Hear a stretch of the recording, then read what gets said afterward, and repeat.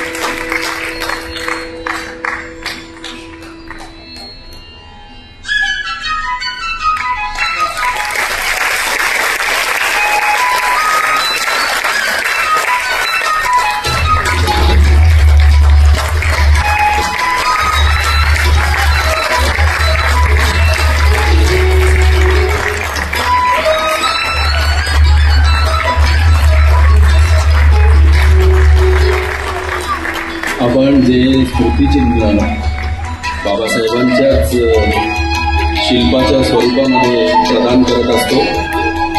बाबासाहेबांच्या मागच्या बाजूला सह्याद्रीचं प्रतीक म्हणून नगारखाना आहे।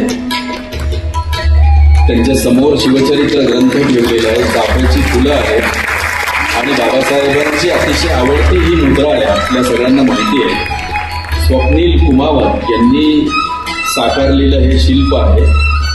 हे आपण स्मृतिचिन्ह म्हणून डॉक्टर विश्वनाथ कराड यांना प्रदान करतो आणि 1 लाख रुपयांचा धनादेश